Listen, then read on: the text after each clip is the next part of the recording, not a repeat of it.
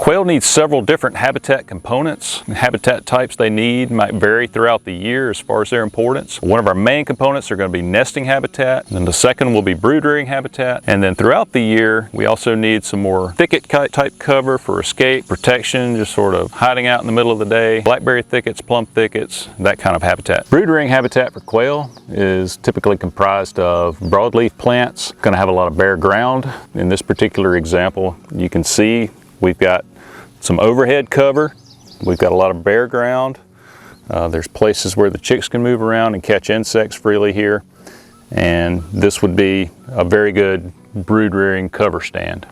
Escape or protective cover is also very important throughout the year, and this is going to be characterized a little bit more by thickets or dense areas of shrubby cover. These are important to both escape predators and kind of get out of the heat of the day when the weather's hot. Quail nesting habitat is characterized by a lot more grassy type cover. Typically our native bunch grasses are what we're going for quail nesting habitat. Quail are going to nest typically kind of at the base of one of these clump grasses.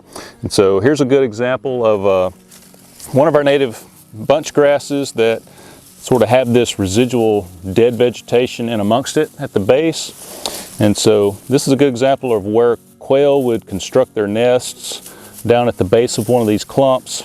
They'll use some of this dead vegetation to sort of make a little cupped out nest in there that has a little dome over it. They'll lay their eggs in there, and then either the males or the females may incubate the nest, sit on those eggs.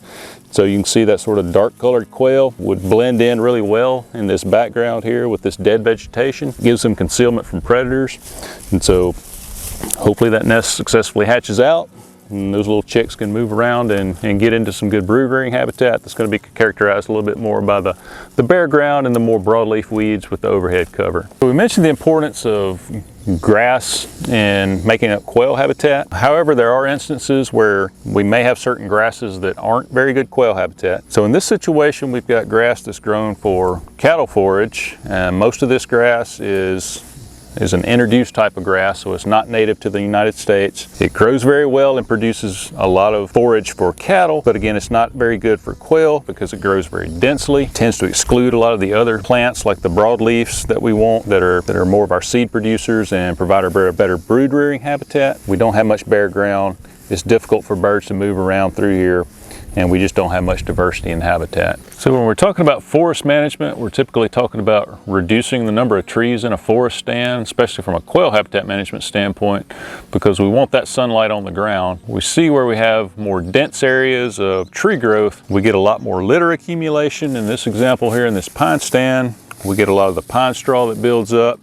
And this essentially acts like a mulch that helps suppress a lot of this grassy and broadleaf ground cover that we're looking for quail habitat. And so again, this stand is getting to the point where we could use some prescribed fire in here again to reduce this litter layer, stimulate more of the vegetation we're trying to grow. And also we could, if we're specifically managing for quail, we'd want to maybe look at reducing some of the tree density as well to put more sunlight on the ground. For more wildlife management guidance, go to our webpage at mdwfp.com/privatelands and request a free site visit with one of our biologists.